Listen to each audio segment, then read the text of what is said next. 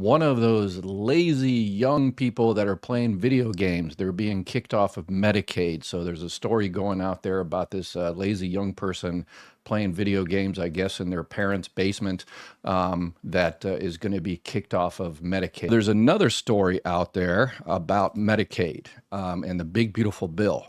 And we have found someone who has been playing video games, I guess, in this young lady's basement. Or maybe not. So let's listen to why close to $1 trillion was cut from Medicaid. No one has talked about cutting one benefit in Medicaid to anyone who's duly owed. What we've talked about is returning work requirements. So, for example, you don't have able-bodied young men on a program that's designed for single mothers and the elderly and disabled. They're draining resources from people who are actually do that. So if you clean that up and shore it up, you save a lot of money and you return the dignity of work to young men who need to be out working instead of playing video games all day. Okay, so we found one of those. Now, this afternoon that the nursing home that my dad is in is ending their Medicaid contracts. And he has until September 15th to figure out what to do. And so I've just been down the rabbit hole to try to figure out why would a nursing home end their Medicaid contracts, because even though they lose money per resident, the majority of the beds are filled with Medicaid long-term patients.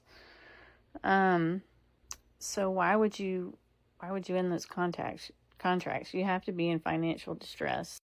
There you go. I think she answered her own question there, that her senior parent, obviously not someone playing in her video games in her basement, but that's it's going to be only the start of the casualties. So there's nursing homes throughout the country that 2/3 of people in nursing homes use Medicaid, and they're barely scraping by. The nursing homes barely have enough to keep those people in there, and pay the rent and employees and all the rest of it. But the states have come up with kind of an interesting idea to kind of these provider taxes, and so they've been able to make it work up until now. But the big beautiful bill cut $1 trillion off there, and they've also made it illegal for states to do that provider tax type thing that they were kind of working working the system a little bit. So even though the big beautiful bill, the Medicaid, the work requirements is not going to start for a while, you've got all these nursing homes throughout the country that see their financial situation, and they see all of the people, 2/3 of their residents in their nursing homes are on Medicaid. And they're going to say we're going to have cuts in the future. And so I hate to put it this way, but I know nursing homes throughout the country say, hey, we have to unload these Medicare patients. We have to get rid of them. There's going to be a massive outflux of people from nursing homes. Every nursing home in the country is going to try to get rid of their Medicaid patients, and we have to be one of the first ones to just start going out there. So this lady is in Tennessee, and she has to figure out what she's going to do with her father. And there's some states, Tennessee included, which has filial responsibility laws. And those are laws that said, hey, if you have a parent that's not able to take care of themselves and you've got a little bit of money, these states can actually go after you. There's about 26 to 30 states or so: Alaska, Arkansas, Massachusetts, Connecticut, California, North Dakota, Ohio, Oregon, Pennsylvania, Rhode Island, South Dakota, Tennessee, Utah. I think went back and forth on that one. Nevada, Montana, Mississippi, Massachusetts, Louisiana. So they can come after kids and make them pay for that health care, make them pay for those facilities. And so there's a lot of people out there that are just not going to be able to do that. And these nursing homes also made kind of a deal in this big beautiful bill that this is kind of a shocking title. Nursing homes may start to sedating your elderly parents and eventually you, because they don't have enough workers. So there's going to be these nursing homes throughout the country that are going to be hurting, so they're going to cut back on staffing. And that was supposed to be a no-no, not be able to, you can't do that. Under the previous administration, they said, hey, you're going to have minimum levels of nursing staff per resident. And the big, beautiful bill decided, no, we're not going to have that. So if you want to have one person, one nurse or one nurse practitioner and 20 or 30 patients, then you go for it. So they basically stopped that and said, okay, yeah, maybe in the future they put a 10-year hiatus on that law. So these nursing facilities can, have no regulations on how many people they can have in terms of staffing ratios. So that's going to be very, very difficult. Ticket to Work program. I'm 56. I went off it as I cannot afford school. When they asked me to do a CDR and can I get back to Ticket to Work, then can afford it again. Okay, so you were receiving SSDI, SSI, whatever the case may be, and you decided to see if you can go back to work. It's a beautiful thing. Social Security, Congress, everybody, if you're able to try to go back to work, that's why there's so many work incentives to help you try to go back to work. So it's a beautiful thing. So you tried it for whatever reason, it didn't work out or go back to school or whatever. So Ticket to Work, that is a organization the Social Security Administration contracts with to help you do that. Come up with a plan for self-sufficiency, going to school and, work and all the rest of it.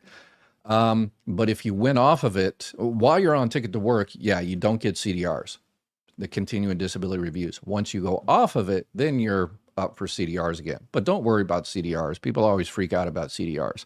I'm coming up with part of my new platform. I'm coming up with it. We're going to help you a little bit more on the CDRs, quite a bit more actually. But don't freak out on the CDRs. If you have the packet, if you've already received the packet in the mail, just go into my website, click on disability there, and then click down on continuing reviews. And it's got tons and tons of questions. Any question possibly anybody would want to ask about a CDR is there. But if you don't have the CDR package in your hand right now, don't worry about it. Don't worry about it. Just go into my website, check out, what you should kind of prepare in case you get it, but don't worry about it until you actually get it, because it's a budgeting issue. It's not necessarily you, it's a budgeting issue. So, and if you want to get back to Ticket to Work, it depends on your age and everything. I'd call them up and say, hey, remember me? I had it, but for whatever reason I stopped it and I'd like to try it again. Yeah, I would definitely try it.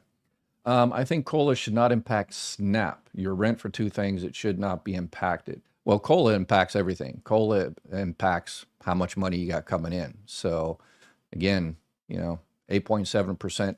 And I always say that, COLA is a result of inflation. And people say, oh, I got 8%, from this president. No, you didn't get anything from that particular president. I don't care who it was. Was it a Biden? It was Trump. It was, Obama. That president didn't give you that COLA. That COLA was it's based on inflation. I mean, if that particular president, put in like something like tariffs, which increased inflation, then I guess, yeah, that is part of that president. But how it's actually calculated, yeah, it's completely outside of the political sphere. But I guess now it is not. It is politicized again. So they should give us at least a decent raise. They should be ashamed of themselves. Yes, I agree, 100%. Financial distress. Yeah. The nation hired a criminal, and now we must deal with the fallout. Okay. Maybe we should tell her dad to quit playing the video game. Sarcasm. Yes, I'm sure. Yeah, she's in Tennessee, and I guess there was only two facilities around her area in Tennessee that also had took Medicaid and had provided dialysis. So we're gonna see many more stories like this, people getting kicked out. The work requirements, I've already talked about this. The fact that we're going to get a lot of people, what's called bureaucratic disenrollment. This happened this last time when there was this, Medicaid unwinding after the pandemic. 69% of the people were kicked out of Medicaid. 69% of those were actually eligible, but because of the bureaucratic BS paperwork and everything, they lost their Medicaid. So, I mean, not permanently. Some people permanently. Some people just say, well, I guess I'm just denied. I don't have, so I guess I just won't go to the hospital. I'll go to the emergency room, which is the most expensive, healthcare we can provide as a country. But family is going to have to take care of family. It's coming. We will be seeing people having to leave work to help aging or sick family members. Yeah, and that's going to bring down the employment as well, right? Yeah, it's crazy. I mean, how can the president say, "Oh, the numbers, I don't agree with the numbers. I think we had a lot more, jobs, yada yada yada." But then they fired Elon Musk, and Doge fired a whole bunch of federal employees throughout the country. AI is, a lot of employers are, we're going to hire assistants and, entry level people, and they're like, "Oh, AI can just do it for free. I'm just going to use AI." Tariffs, companies are, wondering about, what tariffs are going to be in effect next month or next week. So they're not hiring people because there's no stability in the economy. I mean, you gotta, I mean, I always try to be fair. President Trump, his timing is terrible. In a couple of respects. When he became president the first time, almost immediately, pandemic.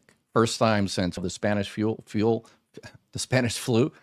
Yeah. So the pandemic, the first election, his first term, and now this term, another revolution. Probably this hasn't happened since the industrial revolution. I think it's going to be more than just computers. With computers, at least you could still hire people to do stuff, but AI. This is going to be a big one that a lot of people lose employment from. Yeah, that's so you and for him to not realize that, okay, yeah, you can't fire a whole bunch of people and then AI and then tariffs, uncertainty and stuff and expect a rosy, jobs report. So it just doesn't make sense. So breaking news, grandma and grandpa are moving in with us. Yes, that's unfortunate. And this is why Social Security was invented in the first place in 1935. It was copied after the German system, and FDR passed it. And it's amazing that it passed. Socialism, Social Security, communism, yada, yada, yada. It was amazing that it actually passed. The only reason it did is because we were in the midst of a Great Depression. And then before the Great Depression, little history lesson there. In the old days, I tell my students all the time when I talk about American history like this, in the old days, parents took care of their kids when they were young. And then when the parents got old, the kids returned the favor, right? That's how it worked for, thousands and thousands, hundreds of thousands of years or whatever the case may be. But then you hit a Great Depression and the kids are barely able to, take care of themselves and their kids. So parents are like, hey, you've got your own life. You're barely, you lost your job. You're barely able to feed your own family and stuff. Don't worry about us. We'll go ahead and, starve, eat the bark off a tree, whatever the case may be. And that was the Great Depression. And we said, hey, we can do better as a country. What kind of things do we have out there? Oh, Germany's got this great system. Social Security, other countries had it as well. Germany is kind of one of the first ones that really had it. And we kind of borrowed it. That's why we come up with the 65 is the retirement age, because that's what it was basically at that time in Germany. But yeah, that's how Social Security started in the first time, because kids were just not able to take care of the parents. And I think we're in the same situation now. There's a lot of people out there, kids out there, younger people, 20, 30, 40 years old, that are barely, paying for their own monthly thing. And to have them now take care of their parents, elderly parents, it's gonna be tough.